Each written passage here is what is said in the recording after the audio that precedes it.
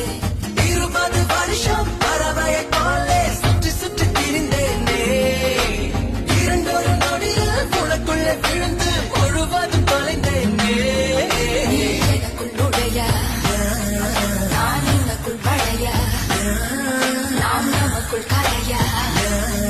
நம் உலகம் குறைய புலிமானை வேட்டைதான் ஆடிடுவேன் காட்டில் மான் புலியை வேட்டைதான் ஆடும் இடம் கட்டில் முன்னும் பின்னும் தான் முழுமையா நான் சொர்க்க நரகத்தின் கலவையா பெண்ணிடையும் இறைவனும் ஒன்றுதான் ரெண்டும் இருந்தும் தெரிவதே இல்லை